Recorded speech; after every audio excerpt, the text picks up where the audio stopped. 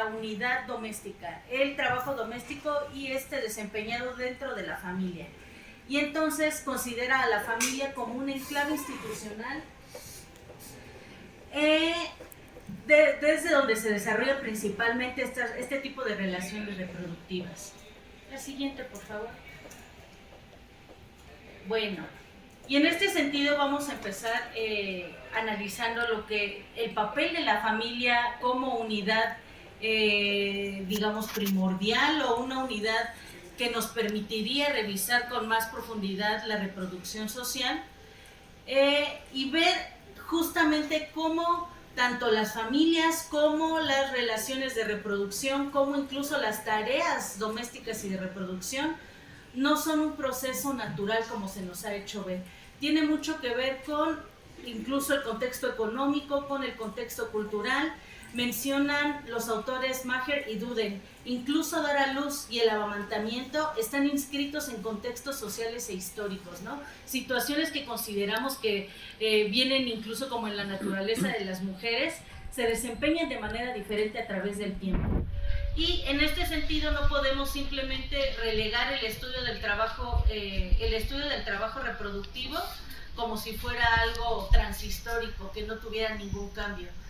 Y, por ejemplo, también podemos remontarnos a las familias de las sociedades preindustriales y analizamos, por ejemplo, que el modelo de familia que conocemos actualmente no tiene que ver con cómo se organizaba la sociedad y organizaba sus cuidados en aquella época. Por ejemplo, podemos pensar en la gran cantidad de hijos que se concebían en aquel momento, que si bien había un alto grado de natalidad, también la había de mortandad de niños pequeños, ¿no?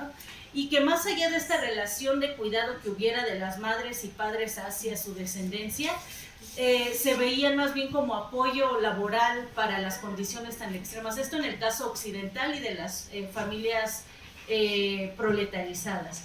Entonces los niños y las niñas eran más que un sujeto de cuidado, eran como un apoyo laboral o un integrante más de la familia que pudiera ingresar al campo laboral. A diferencia de lo que vemos actualmente, ¿no? Vemos entonces ahí esa transición o ese cambio de cómo se ven las familias y cómo se ven los cuidados a través del tiempo. Y actualmente, como conocemos a la familia o el modelo de familia que se ha impuesto de papá, mamá e hijos, se conformó ya para el siglo XX. Estamos pensando entonces en esta pareja heterosexual donde el esposo es el único proveedor y la mujer es la que se va a desempeñar en el trabajo reproductivo, no solo de ella, también del esposo y de los hijos y de las hijas. Y pues evidentemente ha habido ya bastantes cambios en el contexto político y económico desde que se instauró este tipo de modelo de familia y de organización de los cuidados, y muy propio también este modelo del capitalismo keynesiano o de los estados de bienestar de mediados del siglo XX. Pero entonces, esta norma del ingreso familiar, es decir, el salario que percibía el hombre y que permitía solventar, o que se suponía que podría solventar todos los gastos de la familia, ya no es posible, ¿no? Estamos hablando de un cambio que, con el cambio del paradigma hacia el neoliberalismo, hemos visto cómo se han desarticulado las prestaciones, los derechos laborales que permitían de cierta medida este modelo.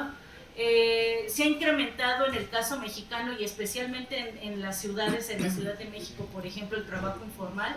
Y digamos, este modelo de familia no nada más ya queda en un proveedor, ¿no? Necesita también la mujer salir a trabajar, y como no se cuenta con las prestaciones de un trabajo formal, entonces o se tiene que trabajar el doble para acceder a servicios médicos medianamente buenos, o simplemente ya no tienes acceso a ellos. Pero bueno, el punto es que tienes que trabajar más, tienen que salir a trabajar las mujeres, hombres y mujeres, y que el problema no es ese, ¿no? El problema no es de que romanticemos ese modelo de que el hombre proveía todo, ¿no? Sino las condiciones en que se está dando.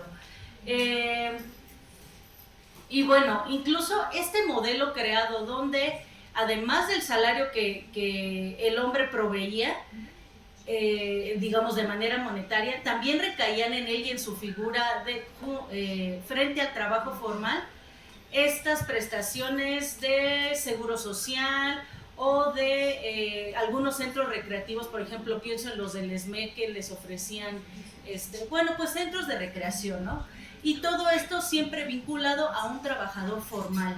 Y en este caso, cuando estamos hablando de que se está terciarizando la economía y que se está inclinando hacia el lado informal, se están perdiendo todas estas prestaciones y este modelo construido por décadas, y ahora se está dejando, digamos, que a su suerte y frente a constantes crisis económicas está recayendo aún más fuerte este peso de los cuidados sobre las mujeres. La siguiente, por favor.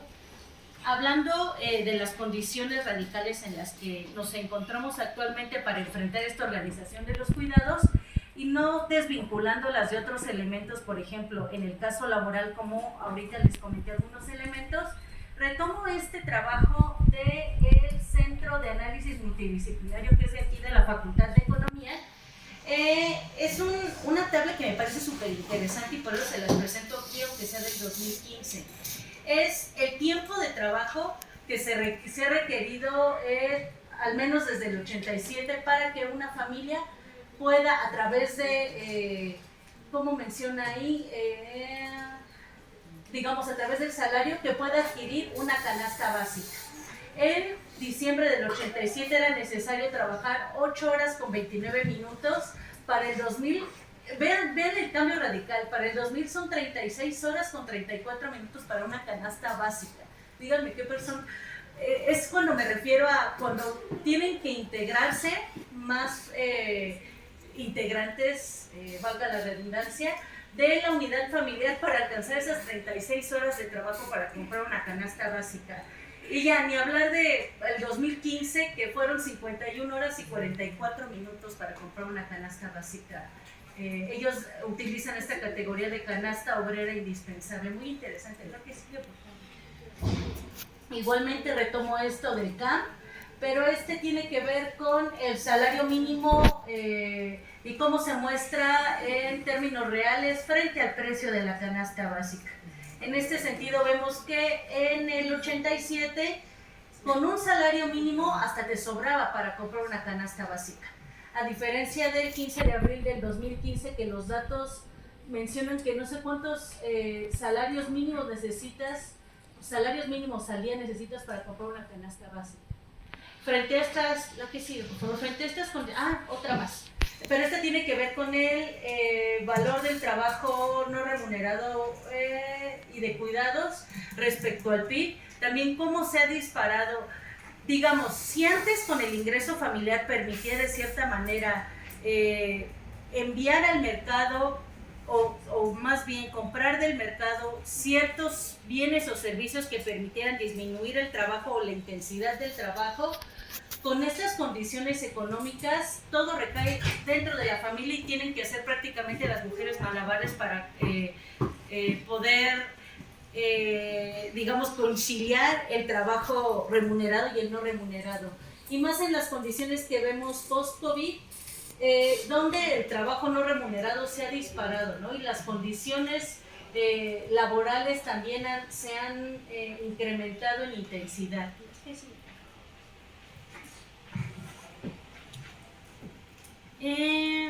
Se ha incrementado a partir de, digamos, durante las últimas 2 décadas los estudios sobre el trabajo reproductivo, el trabajo de cuidados, trabajo doméstico. Eso ya depende de la perspectiva que se le quiera dar, pero especialmente vemos un despunte después de la pandemia, ¿no? Y es que esta crisis sanitaria en específico puso otra vez sobre la mesa este modelo de organización de los cuidados, este modelo de reproducción social que también está en crisis, ¿no? Y que no permite la reproducción humana en términos óptimos. Y bueno, esta crisis sanitaria repercute aún más cuando estamos pensando que hay comunidades que recuerdan que decían que cada rato tenemos que estarnos lavando las manos o lavando la ropa. Imagínense las comunidades que no tenían acceso al agua como tan fácilmente, ¿no? Digamos, se evidencian de manera más grotesca estas diferencias sociales, esta desigualdad social, cuando ves que ni siquiera te puedes lavar las manos para seguir estas recomendaciones de salud, ¿no?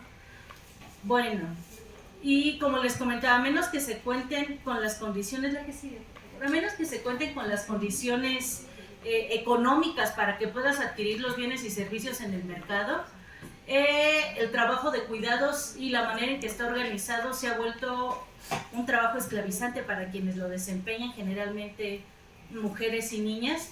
Y entonces lanzo la pregunta si es posible mantener el actual modelo de reproducción social sin que exacerbe la dominación de género, clase y etnia, tomando en cuenta también que quien tiene el acceso, y esta es otra dimensión, quien tiene el acceso de comprar servicios de trabajo del hogar, casi siempre las mujeres quienes lo desempeñan, primero son mujeres quienes lo contratan también, y mujeres quienes lo desempeñan son mujeres precarizadas y mujeres racializadas. Por eso incluyo también ahí lo de clase y etnia.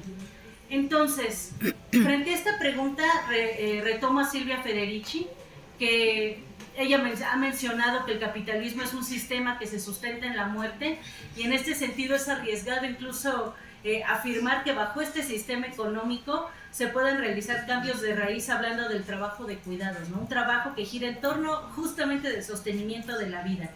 No obstante, la experiencia histórica nos indica que la organización social ha creado alternativas en los momentos de crisis.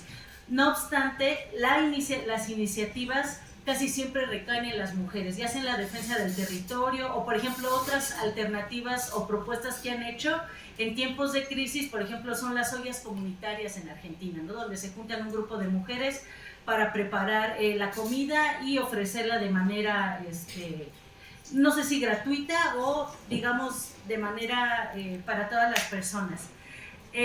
O también esta organización que se... Gracias, sí, ya voy a acabar. Esta organización que se dio durante la pandemia, de las que llamaban de manera despectiva a las nenis, cómo buscaron una alternativa para lograr obtener esos recursos económicos frente a la crisis económica y a la crisis sanitaria, ¿no? Y bueno, estas alternativas que recaen nuevamente en las mujeres nos plantea un nuevo reto, ¿no? ¿Cómo superamos esta carga ideológica, que es uno de los principales lastres, donde los hombres no se quieren desprender de sus privilegios para realizar estas actividades, así también como el privilegio de las clases altas que gozan del tiempo libre a costillas de convertir el tiempo de las personas, en este caso de las mujeres, en tiempo de trabajo? Y retomo por eso esta cita de Marx, donde dice: en la sociedad capitalista, si una clase goza de tiempo libre, es a costa de convertir a todas las masas trabajadoras en tiempo de trabajo. La que sigue. Y bueno, muchas gracias.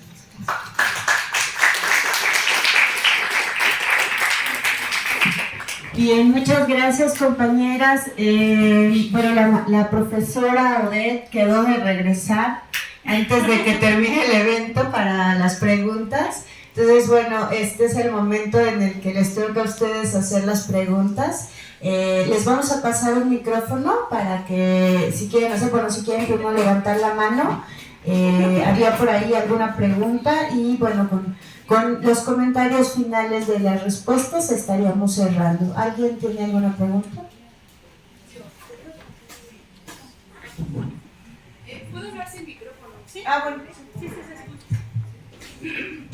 Ok, mi pregunta era, tú habías mencionado acerca como características en las cuales se tenían que cumplir para que se considerara un feminicidio.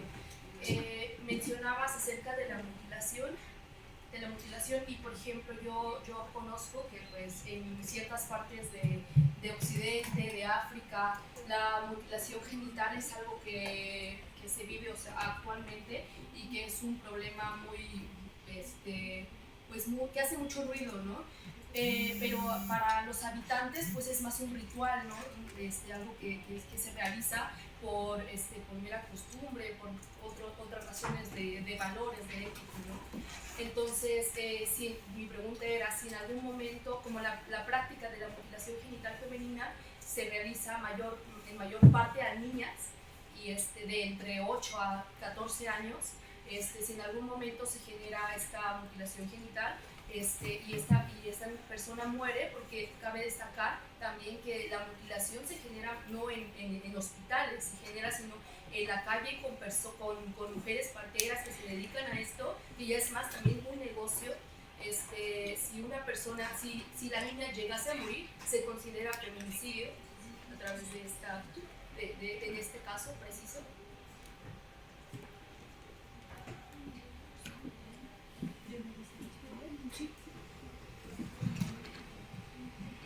Sí, bueno, lo que apuntas es una práctica que en ciertas culturas se practica.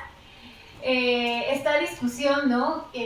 Cómo desde el feminismo se ve en este tipo de prácticas, pues sí, como parte de una dominación que se hace hacia la sexualidad de las mujeres, ¿no? Pero pues esto ya más que nada tiene que ver con un ritual cultural que tiene un significado dentro de esa cultura, ¿no? Y habría que ver si en esos países está tipificado el feminicidio, ¿no? Porque recordemos que la palabra de feminicidio se comenzó a utilizar en los 90s a partir de sociólogas estadounidenses, y Marcela Lagarde fue quien lo tradujo y fue ella quien impulsó esta propuesta de tipificar los asesinatos de mujeres que tuvieran estas características de agresión sexual como feminicidios. En ese sentido, estas mutilaciones que se dan en este contexto es muy diferente al practicado por estas culturas. ¿Alguien más tiene otra pregunta?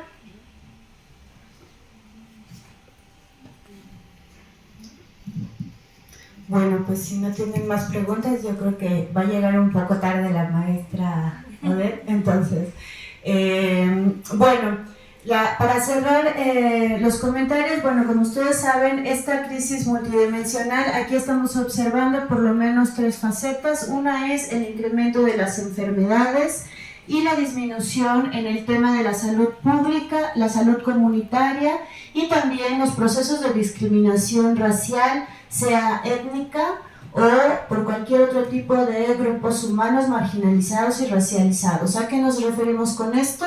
Pues específicamente a grupos que tienen descendencia afroamericana, que tienen ciertas características indígenas o de otro tipo, es decir, que no entran dentro del patrón hegemónico establecido que, digamos, como dentro de la economía feminista se ha categorizado esta idea de el varón blanco y burgués, que es la característica con la que se diseñan todo tipo de prácticas y políticas públicas en esta economía, pues básicamente masculinizante y masculinizada, y por ello desde la economía feminista, bueno, vemos que este incremento tanto en las enfermedades como en las muertes repercute a nivel social y reproductivo. Además, también hemos visto que los feminicidios y el incremento en general de los homicidios, en el caso de México, no son casualidad. A pesar de que los feminicidios, como bien lo mencionó la profesora, no comenzaron con la guerra del narco, sino desde al menos 2 décadas antes, vemos también que esta es una estrategia de lo que hoy día llamamos esta guerra de espectro amplio o de espectro completo, que se caracteriza por pequeñas guerras difusas en donde pues sufrimos diferentes tipos de violencia dependiendo del contexto sociohistórico y político en el que nos desenvolvemos. El incremento de los feminicidios como una forma espectacular de observar la violencia, la sangre y toda esta necropolítica en la que nos han metido los diferentes administraciones, gobiernos o dígase también estados en este país, bueno, es uno de los elementos que también son parte de esta crisis multidimensional. Finalmente, como mencionábamos, la crisis de cuidados y de reproducción social se ha caracterizado en este siglo XXI principalmente por el incremento del tiempo de trabajo no remunerado. Esto, como ustedes vieron, bueno, pues en la gráfica que nos mostró la profesora, se ve la cantidad de horas que debían ser trabajadas para poder adquirir una canasta básica.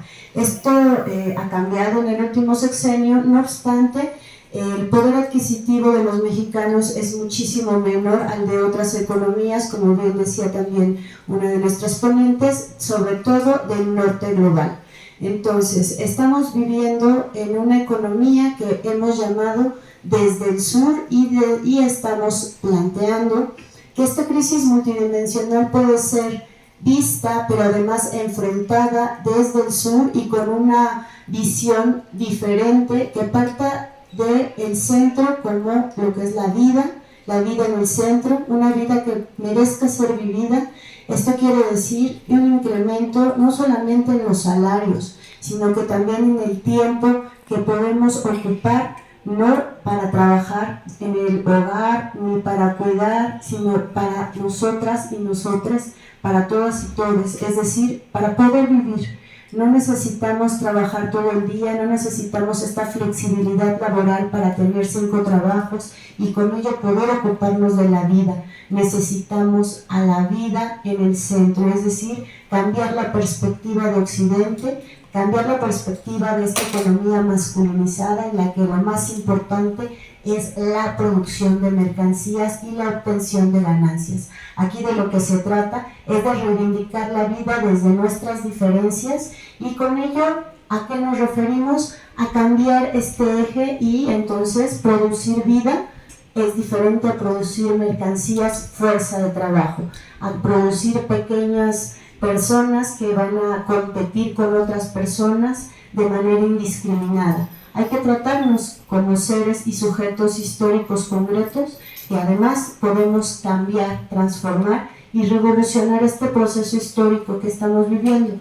Hoy día les tocará a ustedes ser los nuevos hacedores de las políticas públicas, pero también ser los nuevos intelectuales, las compañeras nuevas economistas, y les tocará a ustedes hacer estas nuevas políticas públicas con perspectiva de género y hacer este cambio en el tema de cuidados, en el tema de las horas de trabajo, en el tema de la feminización del trabajo, de la flexibilización laboral y todos los que hemos trabajado acá. Por hoy te concluimos la sesión y bueno, quedamos a la espera de nuestra próxima conferencia que será en este mismo lugar y trataremos el tema de la economía digital, la inteligencia artificial y la forma en cómo estas nuevas tecnologías impactan en nuestra vida cotidiana, en nuestros trabajos y en lo que hemos llamado, junto con Nancy Fraser, el capitalismo caníbal. Muchas gracias a todas y todos, nos vemos para la siguiente conferencia. Hasta luego.